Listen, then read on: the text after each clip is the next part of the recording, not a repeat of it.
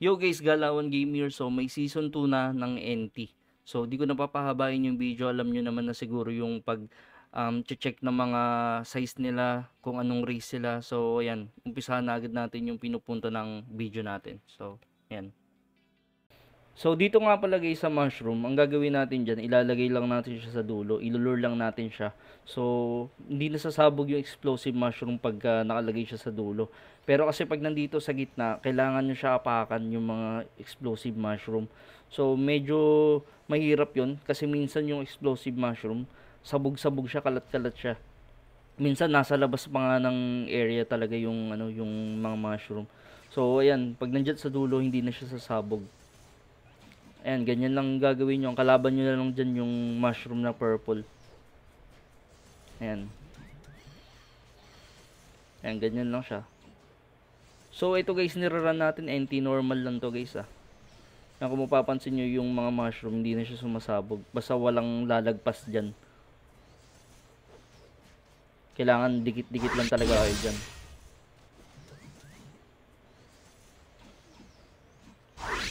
So, yun guys.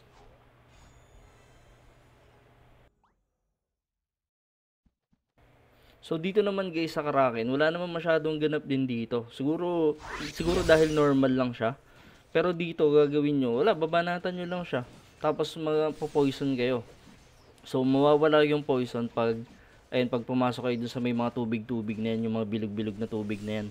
So ayun, namomoison siya. Pero mahina lang yung damage niya pag siguro dahil nga normal lang. Tapos maglalabas siya ng mga bilog-bilog. Ayun, babanatan nyo lang siya, parang floor lang, yung floor 4 dati sa season 1. Ayun yung mga bilog-bilog. So ayan, papatayin nyo lang yan para less damage. So ayan, ang ganyan lang siya. Kailangan nyo lang din mabilis patayin siya.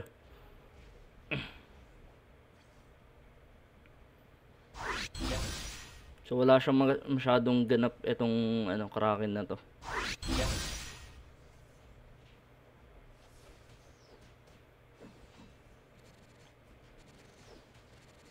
Tayo na natin matapos guys.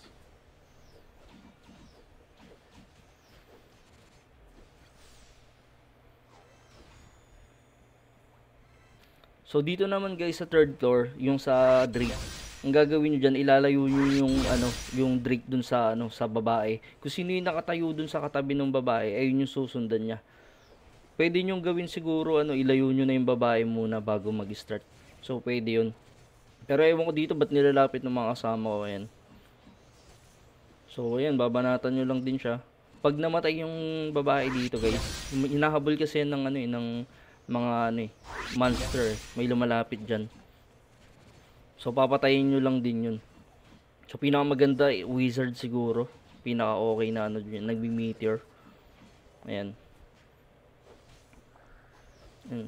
Pagka namatay yung babae dyan guys, yan, magre-rage yung yung Drake. Siguro mahirap to sa mga sa mga NT hard o kaya nightmare.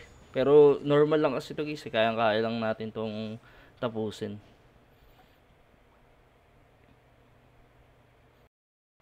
So dito naman guys sa Strop, so may mga crystal dito, tapos may mga mobs din dito.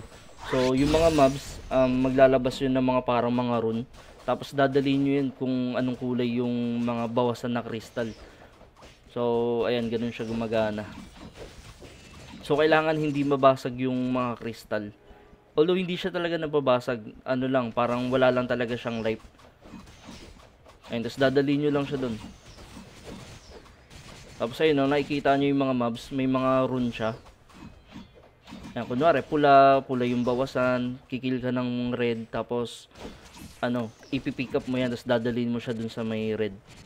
So ganun siya. So ito yung pinaka-hassle, kailangan walang AFK dito. Kasi ito na ata yung pinaka pinaka mahirap dito na lalo na siguro pag mga NT nightmare pa. Pero ewan lang din natin. So ito kasi yung nirarun natin is normal lang.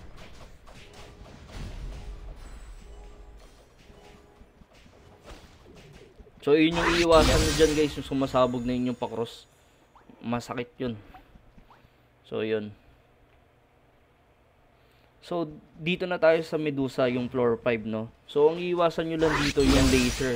May magre-release ng laser na ano na napakross tapos umiikot yun. So medyo masakit yun sa mga melee. Siguro sa sniper makakagalaw ka talaga, makakatakbo. Pero pag sobrang lapit mo kay Medusa, mahihirapan ka. Tapos yung wave, ayan, nakaka one hit yung wave na yun. Tapos yung mga totem, babasagin nyo. Magre-release yan ng totem, ayan. So babasagin nyo lang siya. Tapos makita nyo rin yung laser dyan. Ayun yung masakit dyan. So kailangan nyo gumalaw-galaw dyan. So ayan.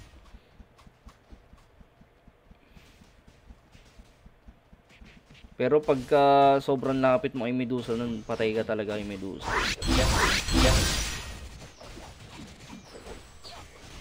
So ayun lang siya, guys. Yan, babasagin nyo lang ulit yung totem.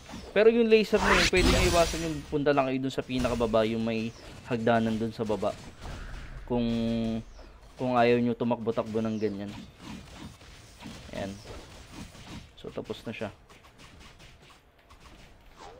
So yun, guys.